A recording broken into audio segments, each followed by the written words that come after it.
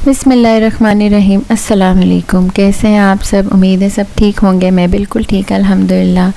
आज मैं आपके साथ शेयर करने आई हूँ बिहारी कबाब की फ़ुल रेसिपी। मैंने पहले भी की थी लेकिन वो दावत के लिए थी, तो आज मैं आपको कम क्वांटिटी में बनाना सिखाऊंगी। सबसे पहले हमने लेना है गोश्त। यहाँ पे मैंने लिया है तकरीबन 2 किलो मेरे पास बीफ था, और उसके आप इस तरह से स्लाइसिस बना लें, जिसको पसंदे भी कहते हैं।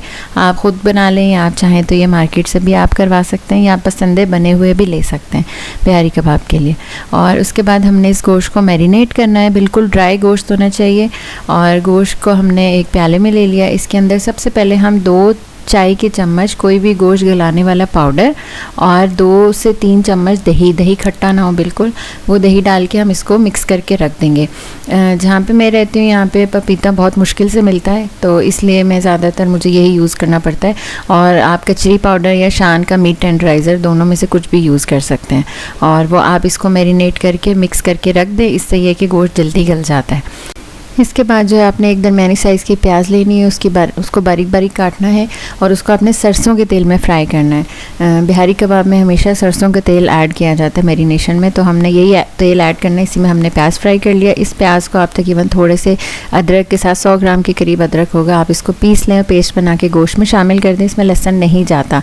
और इसके बाद इसमें मैंने डाला था 1 चाय के चम्मच गर्म मसाला भर के, और 1.5 चम्मच तकरीबन लाल मिर्च, कम ज़्यादा आप अपनी मर्ज़ी से कर सकते हैं।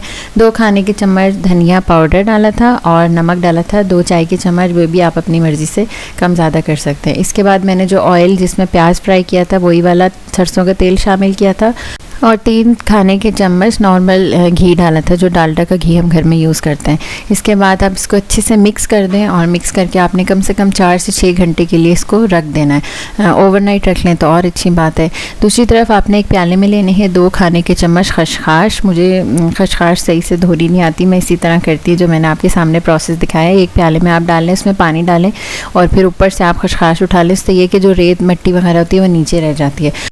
और इसके बाद आपने खसखस को पीसना है। ग्राइंडर में नहीं पीसती, मैंने बहुत दफ़ा ट्राई किया है, तो इसलिए आप इसको सिल पे या हामन दस्ते में आप इसको पीस सकते हैं, और ये पेस्ट सा बन जाएगा। वो गोश्त में शामिल कर दें। उसके बाद आप सीखों पे गोश्त को पिरो लें, और आपने कोयले पे इसको हल्की आंच पे सेकना है 15 से 20 मिनट में, क्योंकि इसके अंदर काफ़ी सारी चीज़ें, गोश्त गलाने वाला पाउडर भी डला हुआ है, तो गोश्त जल्दी गल जाता है।